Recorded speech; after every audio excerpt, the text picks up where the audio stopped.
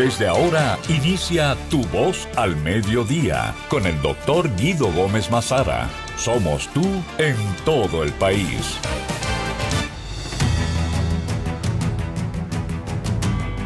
Miren, si algo retrata la noción de lo global, es el hecho de que acontecimientos que no se desarrollan en la proximidad geográfica de uno, y en este caso específico a muchísimas distancias, tienen un impacto significativo en el orden económico de nuestros países. El concepto de McLuhan de la aldea global toma razón de ser en este tipo de situaciones. Y yo voy a tratar de explicarlo muy elementalmente. Porque no es verdad que por la distancia del acontecimiento no tenemos la obligación de conocer los detalles porque, reitero, el impacto que tiene en nuestras economías. Mire lo que pasó. Todo el proceso de Glasnost y de Perestroika contribuyó a una democratización de la sociedad rusa, que desde 1917, oigan la fecha, hasta 1991, se consolidó en un grupo de federaciones que se llamaba Unión de Repúblicas Socialistas Soviéticas. ¿Qué hizo Glasnost? ¿Qué hizo Perestroika? Si bien es cierto, contribuyó a un proceso de aperturar un país que estaba restringido, fundamentado en criterios de carácter puramente ideológicos, esa apertura de Gorbachev no solo le dio una visión más occidental y permitió que otras sociedades auscultaran lo que acontecía en la Unión de Repúblicas Socialistas Soviéticas, sino que el ánimo independentista tomó cuerpo. Y es en el año 1991 cuando ese proceso se consolida, de tal manera de que los países que anteriormente integraban la Unión de Repúblicas Socialistas Soviéticas comenzaron a ser repúblicas independientes, como ellos la han llamado.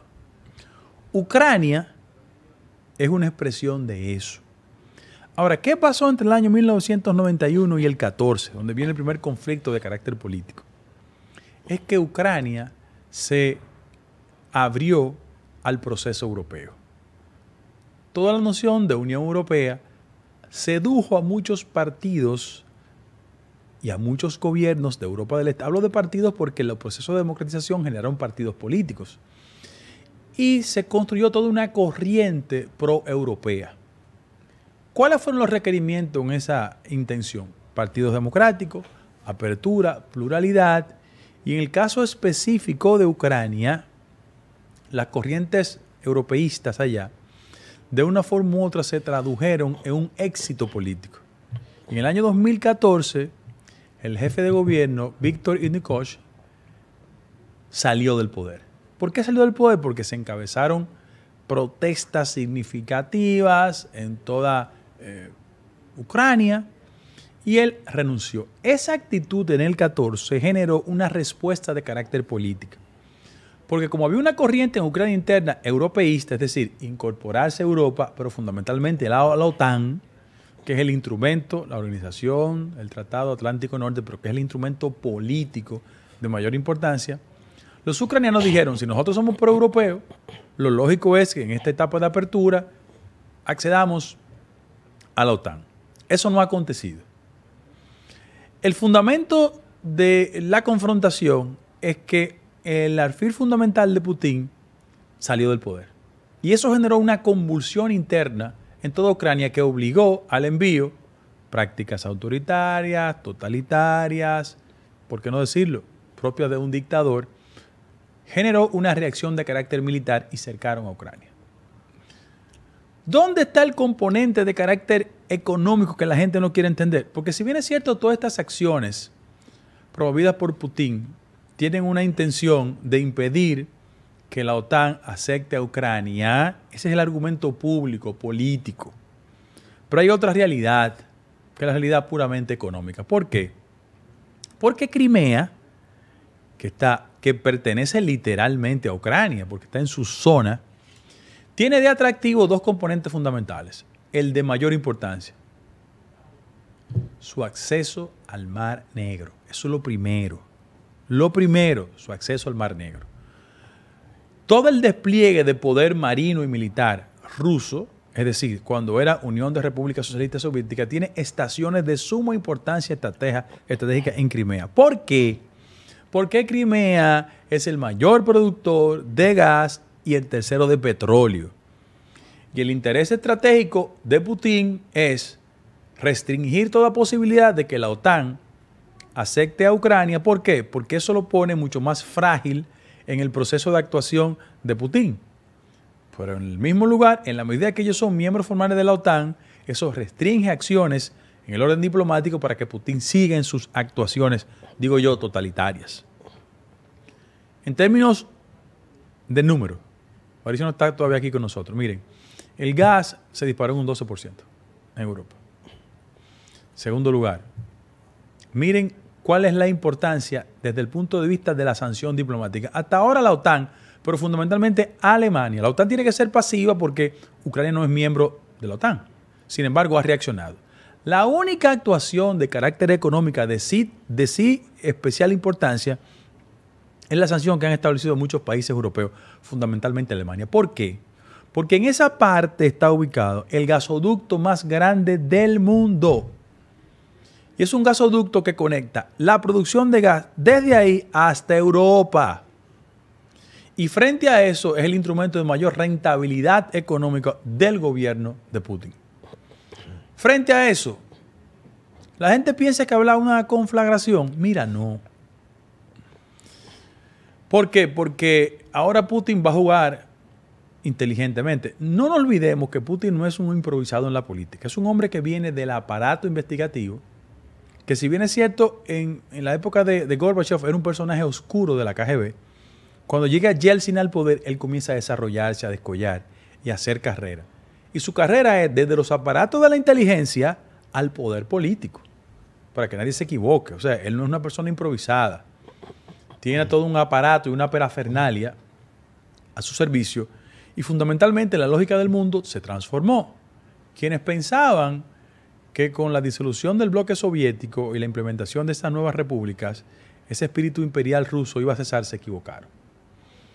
Lo que muchos conocen como Guerra Fría, que en algún momento de la historia confrontó a dos bloques, ya con la disolución de los bloques, hablo del muro de Berlín fundamentalmente, lo que hay es un proceso de expansión económica china que actúa como un aliado de Rusia en sus intereses y fundamentalmente tenemos tres polos de poder en la actualidad.